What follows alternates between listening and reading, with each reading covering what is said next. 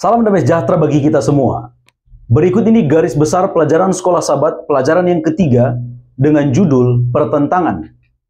Terlebih dahulu, mari memahami beberapa istilah berikut ini. Yang pertama adalah ahli Taurat. Mereka seperti pengacara. Mereka pakar dalam hukum Taurat. Mereka adalah orang yang bertugas untuk menyusun peraturan-peraturan dan ketentuan-ketentuan untuk setiap kehidupan keagamaan Yahudi. Kemudian orang Farisi. Mereka adalah sebuah partai politik, mereka juga sebuah gerakan sosial, dan mereka juga adalah pemimpin spiritual Yahudi ketika itu. Kemudian Herodian, pengikut setia di zaman Raja Herodes yang agung, beserta seluruh keluarganya, yang pada waktu itu menjadi penguasa di Palestina. Dan kemudian pemungut cukai. Mereka adalah orang yang bertugas untuk memungut pajak dari masyarakat Yahudi untuk kemudian diserahkan kepada pemimpin pemerintah Romawi di Israel ketika itu. Jadi mereka bisa disebut sebagai pegawai pajak. Istilah-istilah ini akan muncul dalam pelajaran Sekolah Sabat dan semoga kita dapat memahaminya. Kemudian mari melihat tabel ini untuk memahami garis besar pelajaran Sekolah Sabat untuk satu minggu ini. Di barisan atas terdapat Markus, kemudian tempat atau latar, kemudian tindakan Yesus dan para murid, kemudian tuduhan yang dituduhkan kepada mereka, lalu penuduh, dan kemudian apa jawaban Yesus terhadap tuduhan yang diberikan. Yang pertama dalam kitab Markus pasal 2, tempat ini terjadi di sebuah rumah di Kapernaum. Apa yang Yesus lakukan di sana? Di sana Yesus mengatakan dosamu diampuni kepada seorang yang lumpuh dan kemudian orang lumpuh itu pun disembuhkan. Apa yang dituduhkan kepada Yesus ketika itu? Mereka katakan Yesus menghujat Allah dengan bertindak sebagai Allah karena mengampuni dosa manusia. Siapa yang menuduhkan itu? Mereka adalah ahli Taurat. Lalu apa jawaban Yesus? Oh, Yesus katakan anak manusia berkuasa mengampuni dosa. Terdapat dalam kitab Markus pasal 2 ayat yang ke-10. Kemudian di dalam Markus 2 ayat 15 terjadi di rumah Lewi si pemungut cukai.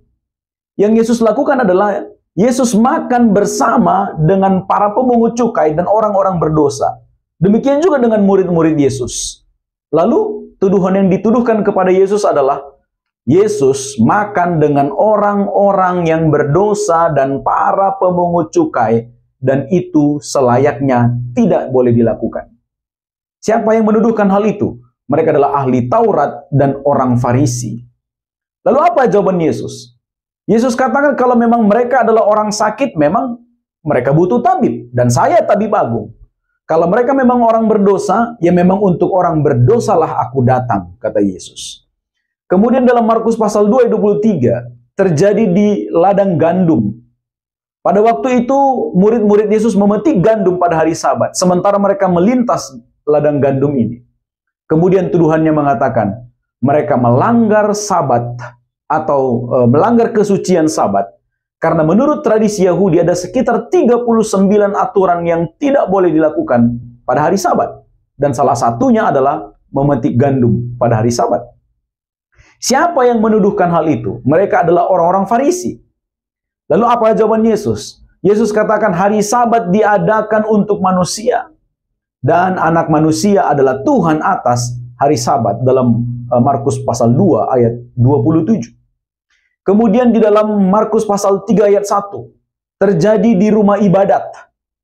Tindakan Yesus adalah Yesus menyembuhkan orang yang mati sebelah tangannya pada hari Sabat ketika itu.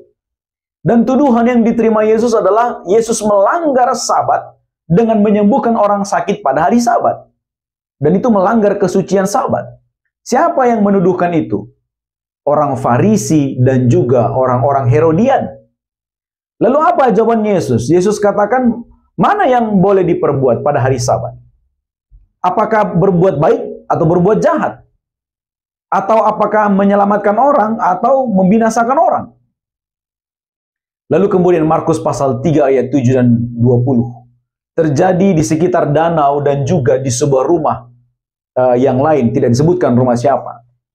Tindakan Yesus adalah Yesus menyembuhkan orang yang sakit dan mengusir setan. Berbagai-bagai penyakit disembuhkannya.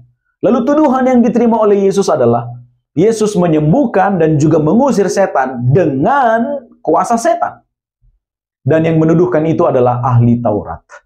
Lalu apa jawaban Yesus? Yesus katakan, iblis tidak mungkin berontak dan mengusir iblis.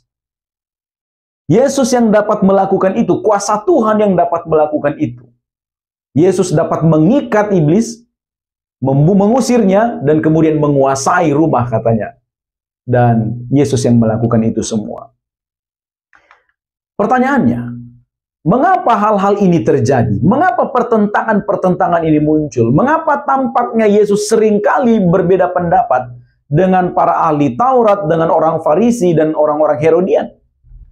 Paling sedikit ada 3 alasan yang mau saya sampaikan mengapa hal itu terjadi. Pertama, ahli Taurat, orang Farisi, dan orang-orang Herodian, mereka tidak mengakui bahwa pelayanan Yesus itu berasal dari Allah. Itu sebabnya mengapa sejak dari Markus pasal 1 ayat 1, penulis kitab Markus sudah memperkenalkan Yesus sebagai anak Allah. Dengan alasan ini, semoga kita juga tidak memiliki pengertian yang sama seperti ahli Taurat, orang Farisi, dan orang Herodian. Tidak percaya bahwa Yesus berasal dari Allah. Kemudian alasan yang kedua, para pemimpin agama dan pemimpin politik ini, mereka lebih terobsesi untuk membela pemahaman mereka tentang Allah, tentang Sabat, sehingga mereka kehilangan hal-hal yang lebih penting seperti keadilan, belas kasihan, dan juga kerendahan hati. Itu sebabnya dalam kitab Yakobus pasal 1 ayat 27, Yesus katakan ibadah yang murni dan yang tak bercacat di hadapan Allah, Bapa kita, ialah mengunjungi yatim piatu, janda-janda dalam kesusahan mereka, dan menjaga supaya dirinya sendiri tidak dicemarkan oleh dunia. Jadi orang-orang pemimpin Yahudi, ahli Taurat, orang Farisi, mereka lebih fokus kepada praktek-praktek liturgikal ya, yang boleh dan tidak boleh dilakukan pada hari Sabat. Kemudian alasan yang ketiga, para pemuka agama ini dan pemimpin politik ini, mereka selalu mengamati kegiatan Yesus pada hari Sabat. Tujuan mereka adalah agar mereka memiliki bahan atau memiliki celah untuk menuduh Yesus, kemudian menyingkirkan atau bahkan membunuh Yesus. Jadi sebenarnya mereka yang melakukan hal inilah yang sedang merusak kesucian Sabat. Mereka melakukan hal yang tidak layak dilakukan pada hari Sabat karena mereka mencari-cari kesalahan Yesus dan berusaha untuk menyingkirkan bahkan membunuh Yesus. Bagaimana dengan Anda dan saya? Apa yang kita lakukan pada hari Sabat? Berbuat baikkah? Atau kita seperti ahli Taurat, orang Farisi, dan orang-orang Herodian, mengamati orang tentang apa yang mereka lakukan pada hari Sabat? Apakah mereka lakukan salah atau tidak? Padahal standar yang kita gunakan pun standar pemikiran kita sendiri. Mungkin boleh menjadi pertanyaan untuk mengevaluasi diri kita masing-masing. Inilah garis besar pelajaran sekolah Sabat. Semoga membantu Anda ketika Anda mempelajari secara pribadi pelajaran sekolah Sabat yang akan memberkati kita semua. Terima kasih, Tuhan memberkati.